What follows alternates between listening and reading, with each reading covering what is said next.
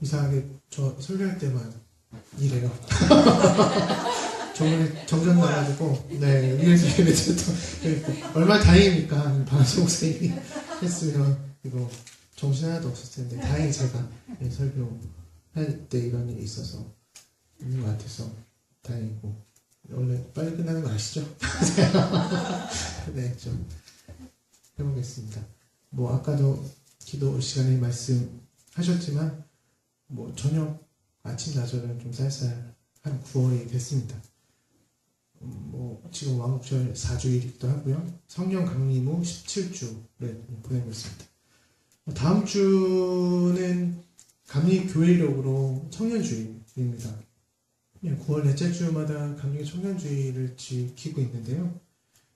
매달 중요한 의미를 담은 일정들이 다 차고 있어서 남는 날짜가 9월 마지막 주라는 생각을 좀 듭니다. 그래서 선심 쓰듯이 재정해 준 것 같습니다. 감리교에서.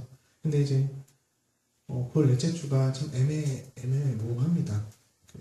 매번 추석이랑 겹치기 때문에 청년주의를 지키기가 좀 애매합니다. 그래서 얼마나 많은 교회에서 다음 주에 청년주의를 지킬지 좀 걱정되기도 하고 이번이 19번째 청년주의이기도 한데 좀 어차피 교인들이 많이 가족 곁으로 가고 가족들과 함께 예배를 드리다 보니까 오후 예배를 보통 청년들이 헌신 예배를 하기 때문에 이렇게 되면 명절 연휴 잘 보내야 되는데 또 청년들이 부담감을 안고 또 명절을 보내지 않을까라는 생각이 들어서 좀 걱정스럽기도 한데 이들을 위해서 특히 기독 청년들을 위해서 격려와 기도가 필요한 어느 때보다 필요한 때입니다. 20년 동안에 93만 명 정도가 줄었다고 해요. 20, 30대가 93만 명 정도 줄었는데 뭐 여러분들 아시겠지만 명성교회가 10만 정도 되거든요.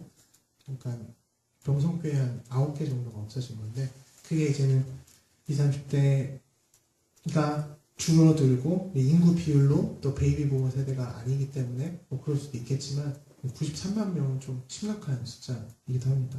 그래서 보통 1년에 한 4만 명 정도 준 건데 주변에 10,000명인 교회도 많지 않잖아요. 은평구에 뭐 장로교회가 몇 개 있긴 하지만 그런 것들 보면 앞으로 기독교 미래가 걱정되는 여러분들 기도가 또 우리 교회가 있어야 될 또 열심히 존재해야 될 이유이기도 합니다. 근데 오늘 좀 본문을 살펴보려고 합니다. 고린도후서 11장 후반부를 다루려고 하는데요. 바울의 이야기입니다. 바울은 뭐 고린도가 그리스에 있고 지금 이스라엘에 있으니까 디도라고 제자이면서 동역자인 디도 편으로 고린도 교회에 편지를 보내게 됩니다. 디도는 교인들로부터 환영과 보살핌을 받고 난 몇 달 뒤에 이제 돌아오게 되죠. 돌아오게 되면서 바울에게 뜸을 들이면서 말을 하기 시작합니다. 이런 소문이 돈다라고 말을 하고 있는데요. 되게 악의적이고 또 바울을 의미하는 소문들이 돌고 있다라고 디도가 이제는 바울에게 전달합니다. 대표적인 게 이제 10장 10절에서 볼 수 있는데 뭐 다음과 같습니다. 바울의 편지는 무게가 있지만 또 힘이 있지만 직접 대할 때에는 그는 약하고 말주변도 변변치 못하다라는 것들이 나오고 있고요. 또한 뭐 그는 허영심이 있고 떠벌이이고 변덕스럽고 선교지 방문을 자기 마음대로 뭐 미루는데 독선적이라고 하고 심지어는 약간 미친 사람 아닌가라는 얘기가 계속 돌고 있다라고 바울에게 전해줍니다. 이를 더 이상 간과할 수 없어서 바울은 두 번째 편지를 쓰는데요. 이 두 번째 편지가 오늘 고린도 후서입니다. 기원 후 56년 정도에 쓴 바울의 친편지이고요. 친서이고요. 이 편지는 전체적으로 점잖게 자신의 논리를 풀어가고 있습니다. 그래서 오늘 읽어드린 말씀 11장에서 본격적으로 이제 자신의 이야기를 써내려가기 시작하는데요. 이 서신서에 정확한 수신자가 있습니다. 뭐 아시다시피 바울을 오해하고 있는 고린도 교인들에게 보내는 편지입니다. 예루살렘에서 어렵사리 바울은 사도로 인정을 받죠. 아직도 괴롭히는 세력이 존재하기도 합니다. 이들은 바울의 능력을 인정하지 못하고 있고요. 그 사람들이 이제 통칭해서 유대 그리스인들입니다. 예수의 동생 야고보를 필두로 해서요, 유대교 전통, 특별히 할례와 율법을 무시한 채 지역 선교를 하는 바울 일당들 썩 달갑지 않게 생각을 합니다. 그래서 여기저기서 바울을 음해하는 것은 물론이고요, 심지어 살해까지 하려는 시도도 하고 있습니다.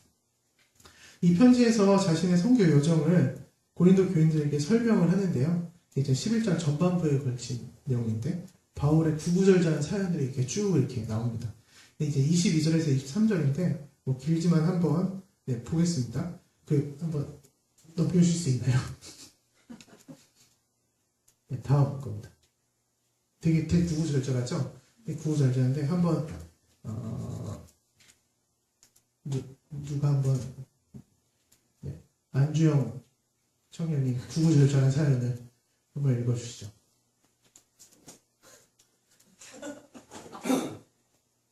그들이 히브리 사람입니까? 나도 그렇습니다. 그들이 이스라엘 사람입니까? 나도 그렇습니다. 그들이 아브라함의 후손입니까? 나도 그렇습니다. 그들이 그리스도의 일꾼입니까? 내가 정신 나간 사람같이 말합니다마는 나는 더욱 그렇습니다. 나는 수고도 더 많이 하고 감옥살이도 더 많이 하고 매도 더 많이 맞고 여러 번 죽을 뻔하였습니다.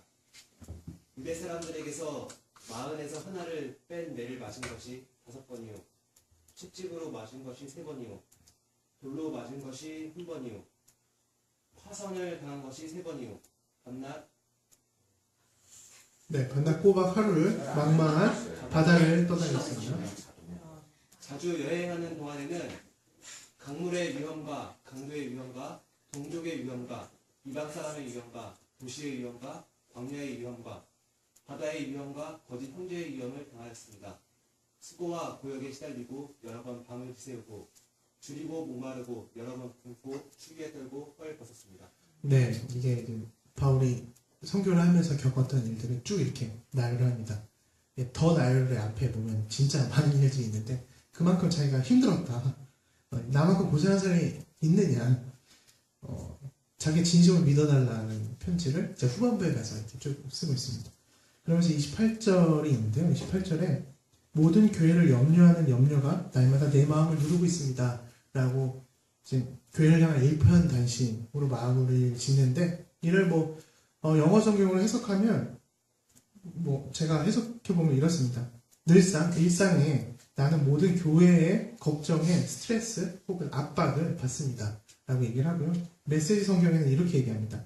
이 모든 것과 비교조차 할 수 없는 것은 모든 교회로 인해 겪는 공경과 걱정입니다. 이런 식으로 얘기를 하고 있습니다. 한마디로 나는 항상 교회 생각뿐이 나는 이야기고요, 그리고 이 교회로 인해서 나는 이런 고초를 겪고 있는데 모든 소문은 오해이고 또 낭설일 뿐이라고 일축하고 있습니다. 엠마누엘 까레르 소설 왕국이라는 소설이 있는데 그 왕국 소설 보시면 이제 사도행전에 관련된 이야기인데 여기서는 이렇게 고백을 합니다. 바울이 난 여러분이 얘기하는 그 대단한 사도들보다 못할 게 하나도 없단 말입니다. 내가 여러분을 높여주기 위해 날 낮춘 것은 어쩌면 잘못이었는지도 모르겠습니다. 여러분에게 복음의 대가 없이 전해주면서 말입니다 라고 얘기를 하기도 합니다. 이어서 오늘 본문 같은 재밌는 말을 하는데요, 30절인데 이렇게 나와 있습니다. 꼭 자랑을 해야 한다면 나는 내 약점들을 자랑하겠습니다 라고 바울이 고백을 합니다. 메시지 성경을 이렇게 해석하는데요, 굳이 나 자신을 자랑해야 한다면 나는 내가 당한 굴욕을 자랑하겠습니다. 그 굴욕이 나를 예수처럼 되게 해주기 때문입니다 라고 얘기를 하고 있습니다. 선뜻 이해는 가지 않죠. 약점을 자랑한다는 것은 오늘날 경쟁 일변도의 시대에서 맞지는 않습니다. 강점을 개발해서 저희가 항상 듣는 얘기인데 이를 특화시켜서 이 난관을 헤쳐나가도 유분순인데, 약점을 자랑한다는 것은 적이나 경쟁자들에게 패배의 빌미를 제공하는 것이나 다름없기 때문입니다. 분명 적에게는 이것이 빌미가 됩니다. 우리가 패배한 요인이 되기도 하죠. 하지만 반면 신뢰 서클, 신뢰하는 공동체에는 이 약점이 연대할 수 있는, 서로 사랑할 수 있는 고리, 힘을 모을 수 있는 계기가 되기도 합니다. 타인에게 마음을 쓸 수 있는 절호의 기회이기도 하죠. 그래서 약점을 NIV에서는 뭐 다들 아시겠지만 weakness라고 사용을 하는데요. 여러 의미가 있습니다. 읽어보면요, 허약하다라는 뜻, 결함이 있다, 또 편애하다, 탐닉하다, 뭐 이런 뜻도 있습니다. 그래서 이런 의미로 사용하는데 가만히 생각해보면 나 자신에게 있어서 약한 고리는 단점뿐만 아니라 장점이 약한 고리도 될 수 있겠다는 생각을 하게 됩니다. 장단점이 시시각각 장소 불멸에 따라 달라질 수 있다는 겁니다. 어느 순간 내가 수다스러운 것이 어느 정도 장점이 될 수 있지만 어느 정도는 단점이 될 수 있고, 내가 되게 비판적인 게 어느 순간은 되게 장점이 될 수 있지만 어느 순간에는 단점이 될 수 있다라는 이야기입니다. 그래서 이 나의 장단점을 작용할 때 이 장단점이 바뀔 때가 종종 발생하게 되는데, 이를 감싸주거나 이를 용인해 줄 수 있는 공동체가 있어야 서로의 버팀목이 될 수 있다는 겁니다. 그게는 작게는 가정에서부터 사회 또 교회 공동체가 될 수 있다는 사실입니다. 서로의 장단점을 또 보완해 줘야 하는 거죠. 이것이 공동체가 존재하는 이유이기도 합니다. 이는 신뢰하는 공동체의 바탕이 되기도 합니다. 근데 너무 가까운 것도 신뢰가 되기도 해요. 적당한 거리를 유지하는 게 정말 중요한데, 그게 이제는 부모 자식 간에도 마찬가지이고 정말 친한 친구에게도 마찬가지라는 생각이 듭니다. 연한 박지원이 벗을 사귐에 있어서 틈을 되게 중요시 했었는데, 뭐 이렇습니다. 제가 읽어드리면, 둘이서 무릎을 맞대고 자리에 나란히 앉았다고 해서 서로 밀접하다고 할 수 없고, 어깨를 치며 소매를 붙잡았다고 해서 서로 합쳤다고 말할 수 없으므로 그 사이에는 틈이 있을 뿐이다 라고 얘기를 합니다. 장단을 서로 보완해서 서로의 틈을 인정할 수 있는 공동체, 약점을 내어보일 수 있는 공동체, 즉 이것이 진정한 공동체, 신뢰할 수 있는 공동체라는 생각을 하게 됩니다. 따라서 공동체 내에서는 약점을 자랑하는 것은 어찌 보면 당연한 것일 수 있습니다.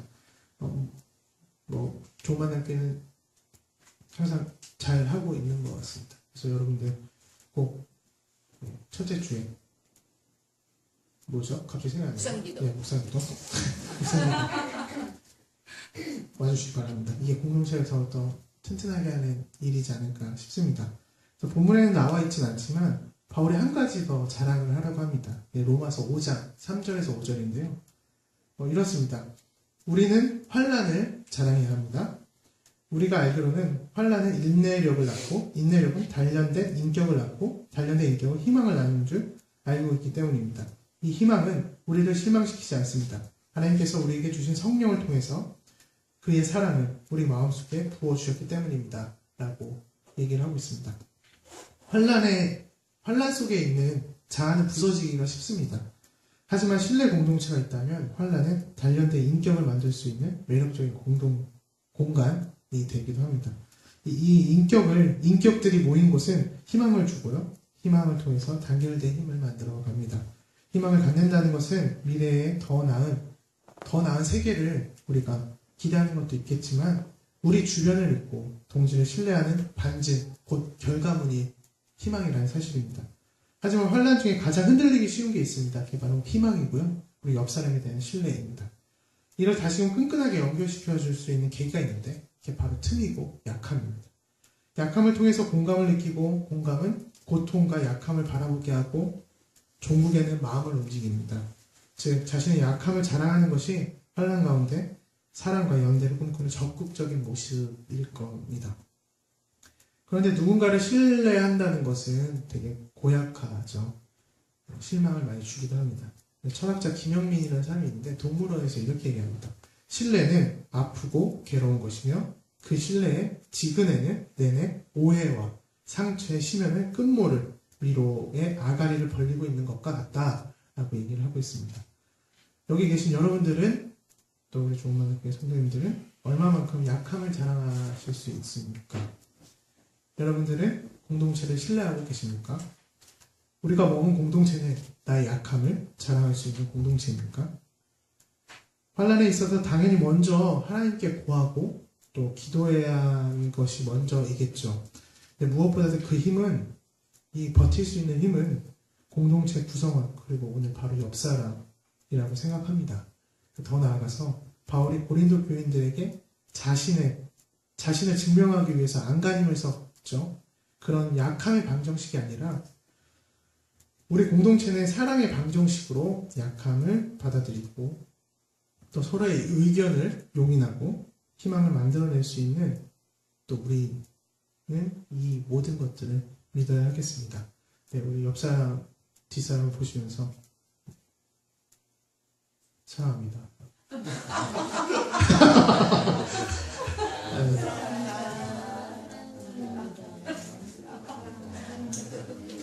네, 꼭 약함을 자랑하십시오. 부부관계도 센 것만 안 좋은 거 다 아시죠? 제가 뭐 이렇게 저를 보니까 제가 약할 때 가장 가까워지는 계기가 되기도 한다는 사실을 좀 깨닫게 됩니다. 이제 7년 좀 넘어서 좀 생각해 보면 내가 항상 강할 때는 뭐 주변에 사람이 없는 것 같다는 생각이 좀 들기도 하고, 내가 좀 약해졌을 때, 또 약함을 자랑했을 때, 그때 오지 않나라는 생각을 하게 됩니다. 이병률 시인의 당신은 사라지지 말아라 라는 시가 있는데요. 그 뒷부분만 잠깐 읽어드리겠습니다. 어느 생에 한 번 당신에게 부딪혔던 작은 새의 파닥거리는 심장이 되어 당신이 소나기에서 안식할 수 있다면, 그래서 그리하여 그럼에도 따위의 말들을 앞세운 추심들이 모두 당신에게 기결될 수 있다면, 그러고도 이 편지의 맨 끝에 꾹꾹 눌렀으나니 부디 당신 사라지지 말아라 라는 시입니다. 옆 사람의 약함을 인정하고 나눌 수 있다면 이는 존재 자체를 인정하는 것이고, 희망을 가지고 이 신뢰를 계속해서 신앙의 이름으로 이어갈 수 있는 대단히 중요한 계기가 됩니다. 우리 옆 사람들이 내 마음속에 사라지지 않게 신중에 신중, 또 가까워지지만 가까워질수록 신중에 신중, 기해야 되겠습니다. 말씀을 마치겠습니다.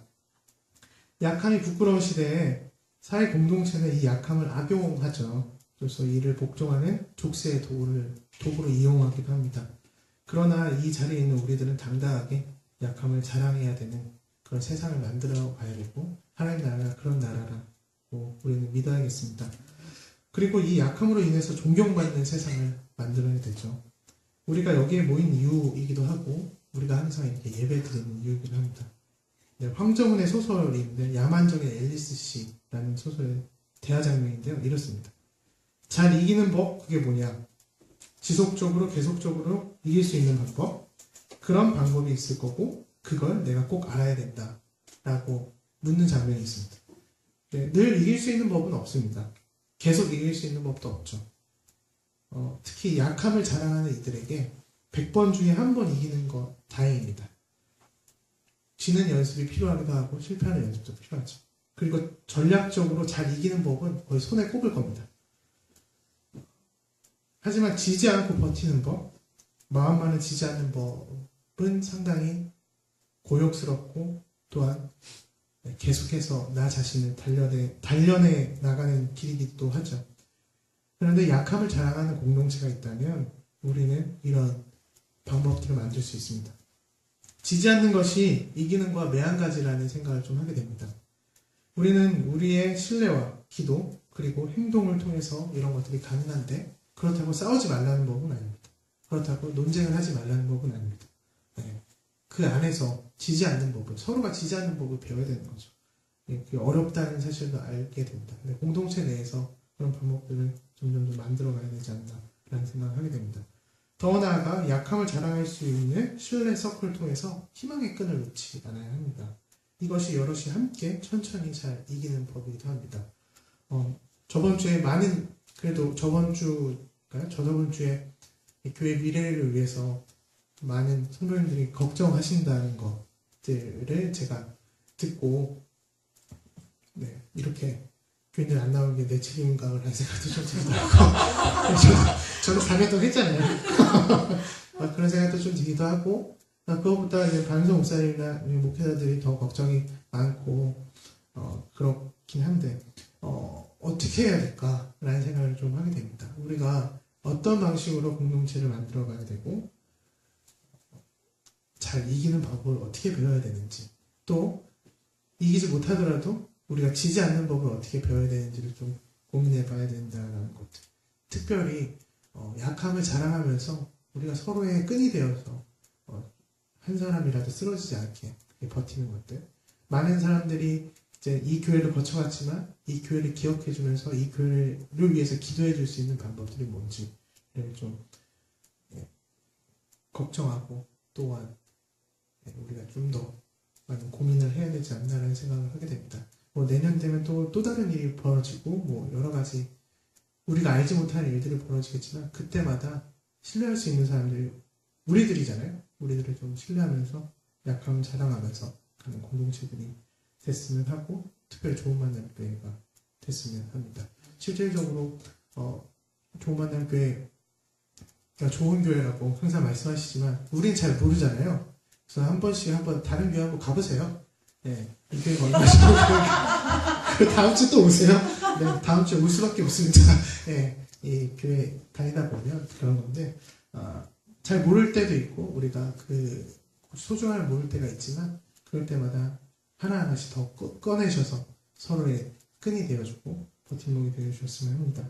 네, 이것이 우리의 신앙의 목적이 되겠습니다.